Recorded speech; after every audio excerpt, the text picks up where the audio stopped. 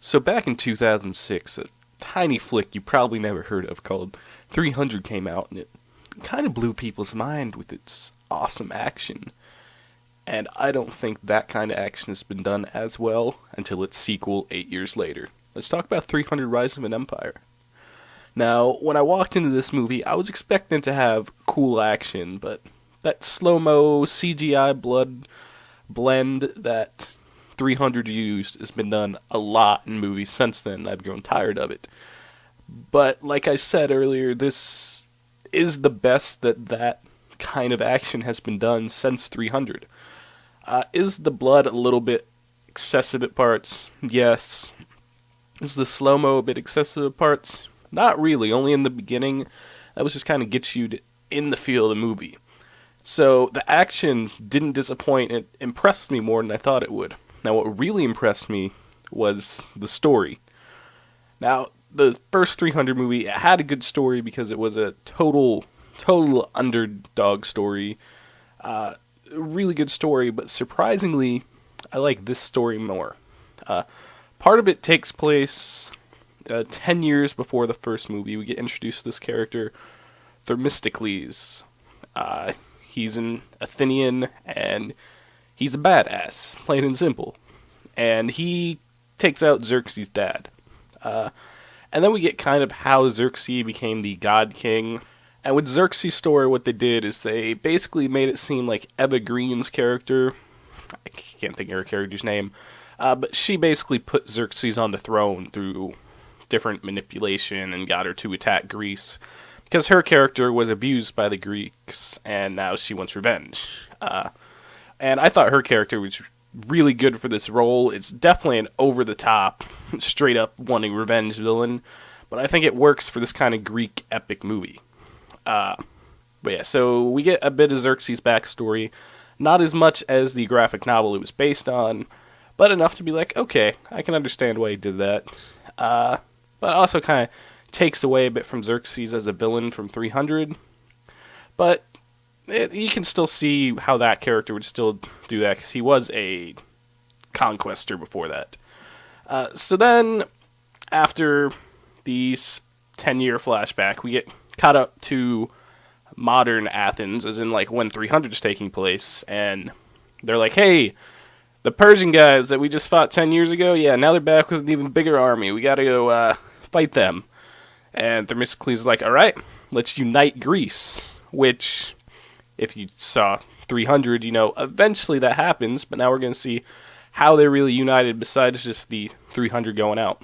So he goes to the Spartans, and they're like, no, we're just going to go fight them ourselves. And Cersei Lannister's in this. I forgot she was in the first one, but it's good to see her playing a queen, because that's definitely a different role for her. Okay, not really, but still, she's good in this part, and a surprisingly likable queen, where she's very unlikable, at least in my opinion, in Game of Thrones. She's in there, and then we get to see the naval battle, is what a lot of this is. This is them taking their navy and taking on the Persian navy. And what's cool about this is it kind of has the underdog story of 300 in this, because the Athenians and the rest of Greece, not Sparta, only have, like 100 ships, and they have thousands. So, very few ships, but Themistocles, much like Leonidas, is a great strategist, so, he puts up a fight. And there's just some really sweet battle scenes in this fight. There's one scene in particular, where they take horses and they're riding across the different boats. Really, really awesome scene. And the action, like I said, didn't disappoint. And like I said, very, very surprised by the story. The acting, great job by everyone, but especially by Sullivan Stapleton, who played Themistocles. I have never seen this guy in anything, but man, I am ready for him to be in a ton of action movies or dramatic roles, because Themistocles' character was awesome. He seemed like a human. He struggled. He knew he wasn't perfect. Unlike the Spartans, where they were like, yeah, we're the Spartans. We're badass. He's like, hey, I have to work with a bunch of fishermen. These guys aren't fighters. I'm doing my best. I know I made wrong decisions, but I'm still a badass. And he definitely played the role really well, and he was my favorite part of the movie, and I'm really looking forward to him in future roles. So overall, this is it's just such a great Greek epic movie.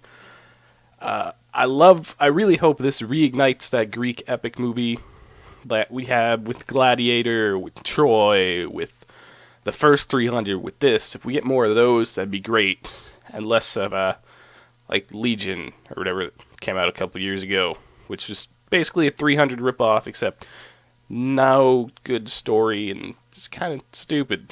So hopefully we get some more Greek epics come from this. For this movie itself, I'm really debating between an A minus or a B plus. I mean, for me personally, it's definitely an A minus, but look at the movie as a whole. I gotta just give it a B plus. It's almost at that A status, but just a bit too stylistic for everyone to get into. So I can see why I just can't give it the A. But B plus, really great movie. If you like action movies or Greek epics, this is a movie for you. If you like 300, like I said, I personally like this better than 300.